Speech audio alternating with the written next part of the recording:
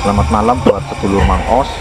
Di sini kita akan mendatangi sebuah lokasi masih di Pemalang ya. Lokasinya yang bernama sedulur Mang Os. Lihat.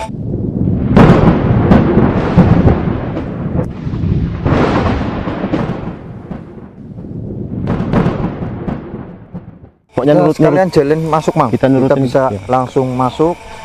Pintunya juga agak lumayan ya. Pohon dua besar. Assalamualaikum. Permisi sebelumnya, kalau kru di sini ingin mencari tahu ya, atau mencari ya Mas Bedut. Di sini saya menangkap sesuatu makhluk ya. Seekor ular besar. Sedang apa Mang? Biar Mang Os. Dan ini kepala di sini.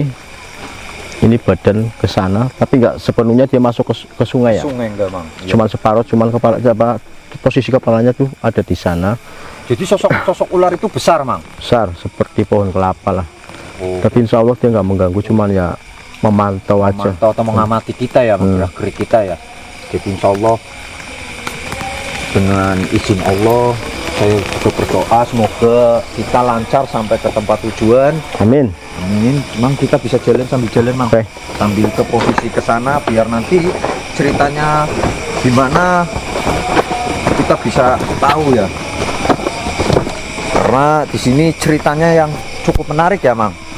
Insya Allah. Nah, ke sana Mang. Jalannya juga Berlubang ya Mas Bedut ya. berlubang. Kita harus hati-hati, ekstra hati-hati. Di sini sosoknya cukup lumayan Mang. Banyak energi yang luar biasa Di Mang. sini kebanyakan subhanallah Mas Bedut. Kita melihat sosok bantal ya saya ya. Bantal Mang. Ya mungkin kalau disebutkan ya para pemirsa juga paham. Nah, bisa dilihat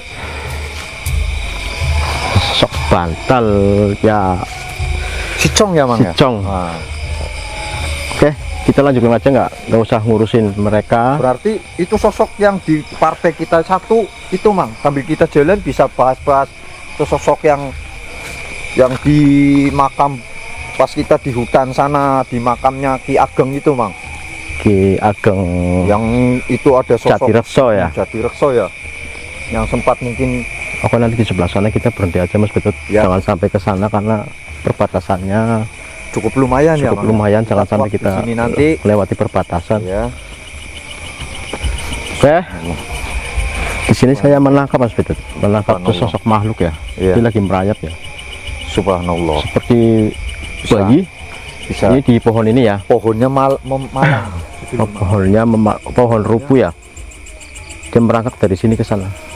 Coba kamera ke sini. Nah, sosoknya seperti anak kecil, tapi mukanya sangat tua. Ya, kita lanjutkan aja Mas Bedut.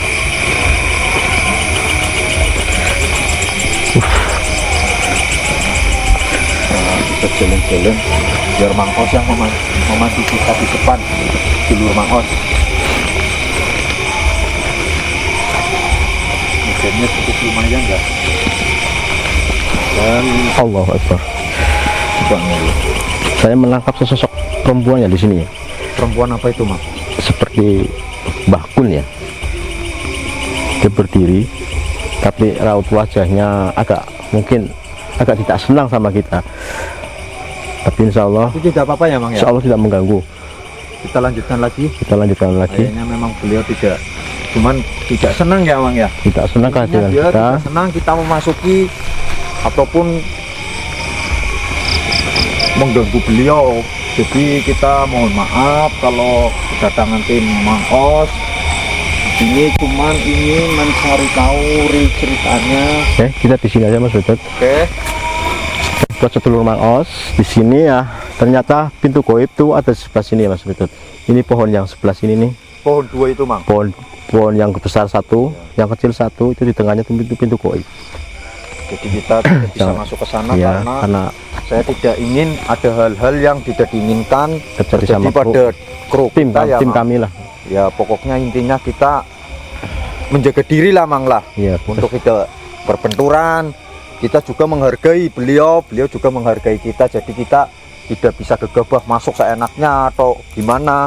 Karena mitosnya di sini sangat mengerikan, Mang. Karena setiap orang yang di sini yang bermitosnya juga yang ada niat baik bisa disambut baik, tapi kalau ada niat buruk bisa berkebalikan buruk pada dirinya. Malah lebih buruk.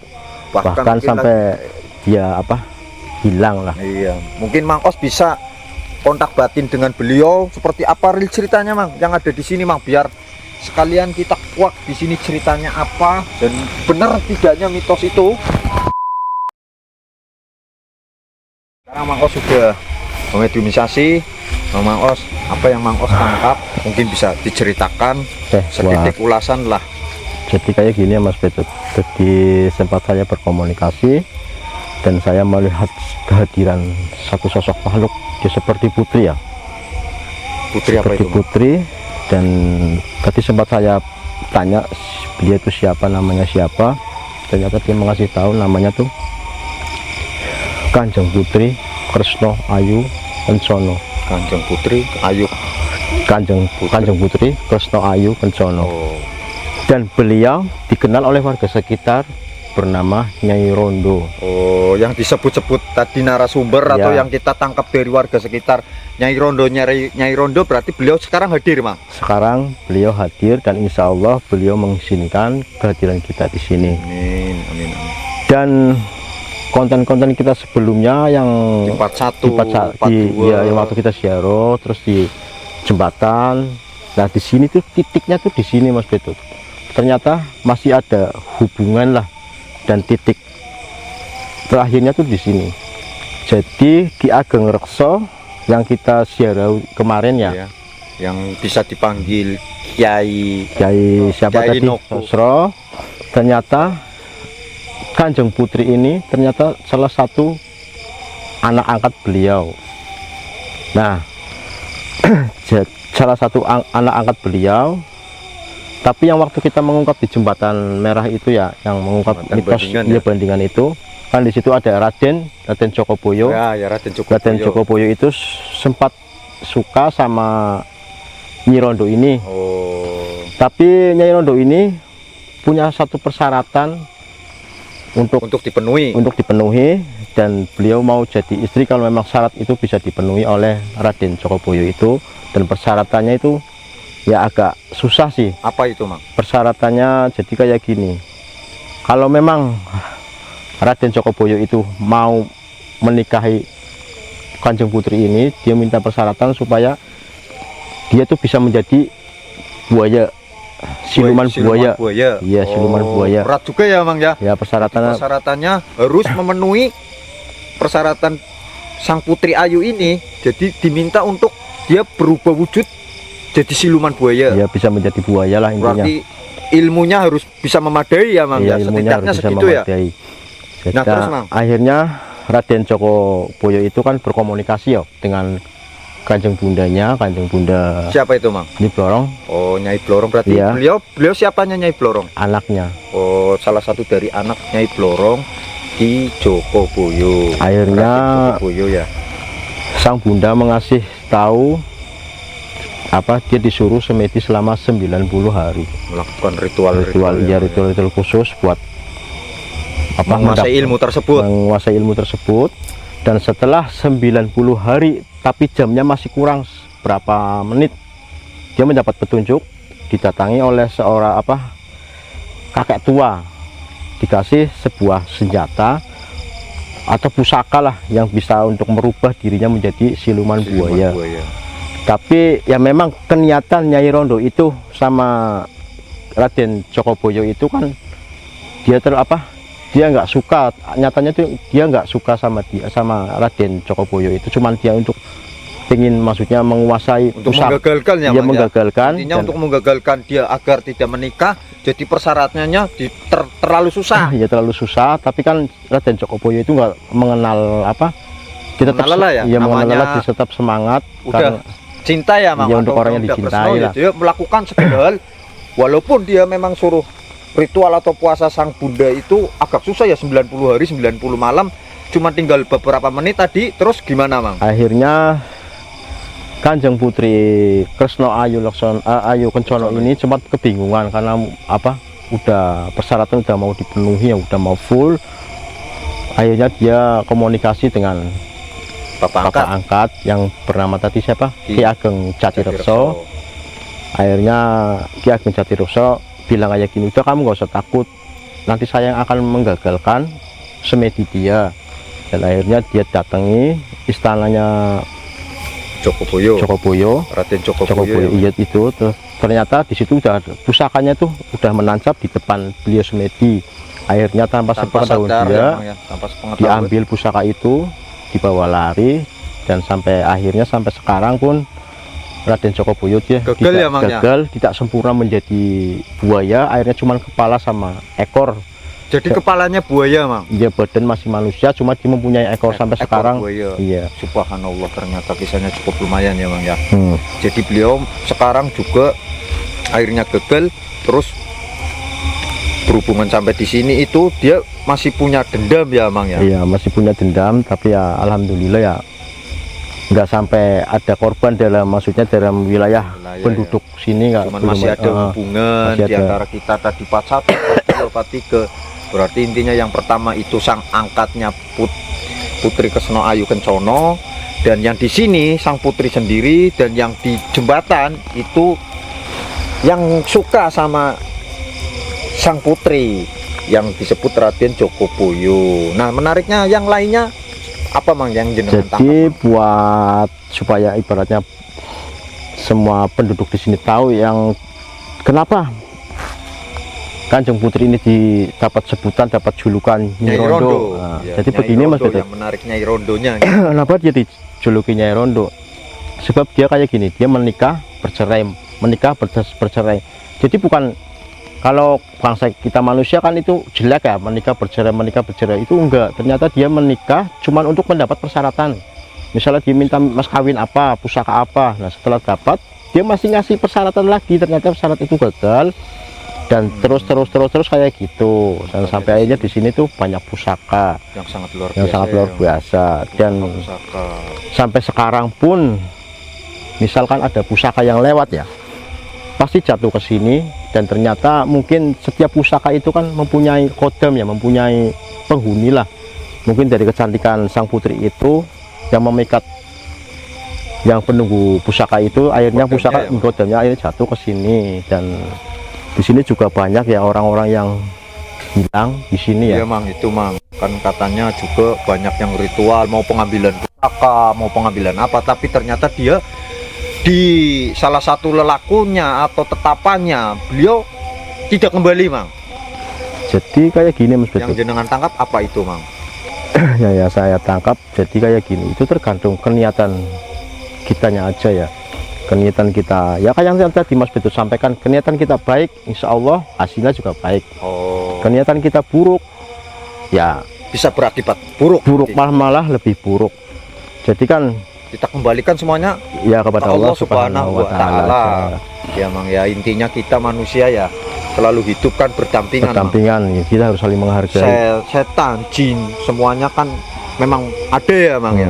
Tapi kita sebagai manusia harusnya lebih kuat ataupun lebih percaya kepada Allah Subhanahu wa Ta'ala. Karena kita melangkah dimanapun tempatnya, kalau niatnya baik, insya Allah Allah akan menjaga. Tapi kalau memang di mana tempat kita memang berniat sudah buruk, ya insya Allah Allah akan menggagalkan semua niat buruk dari diri kita sendiri. Makanya kita kembalikan. Untuk sedulur Mang Os, silakan Anda menilai dari sisi baik atau buruknya Mang Os atau video-video kami yang kurang berkenan atau gimana, atau itu ya semuanya terserah ya, Mang, pada sedulur Mang Os. Di sini kita yang misinya Mang Os cuman merilkan atau meluruskan cerita dari di sini. Nah, Mang Os, apalagi, Mang, yang ditangkap, Mang?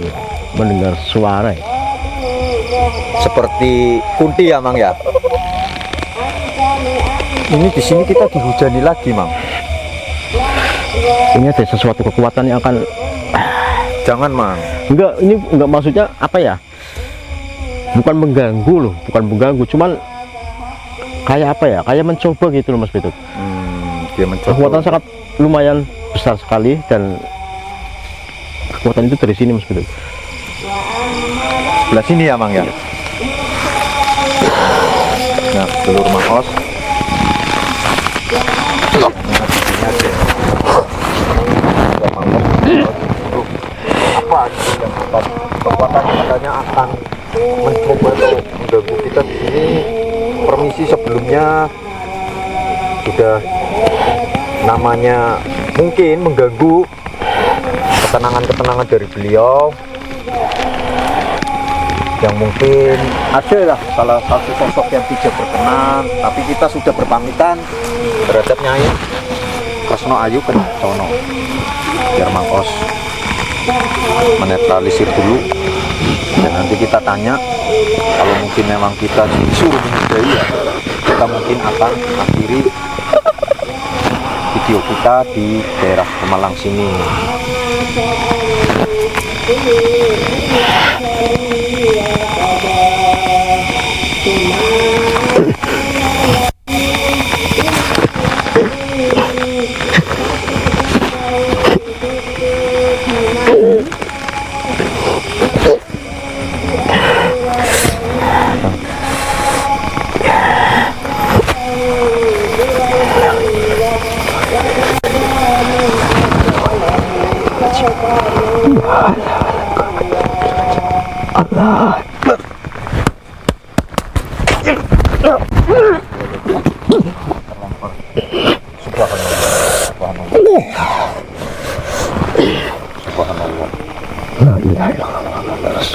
Mungkin banyak ya di sini, mungkin gimana ya, kan nggak bisa ngomong ya.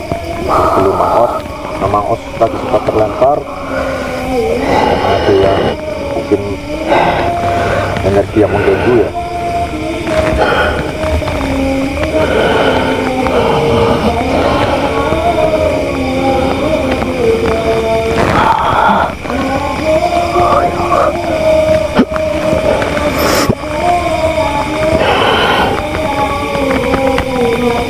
La ilaha illallah. Allahu Akbar. Allah.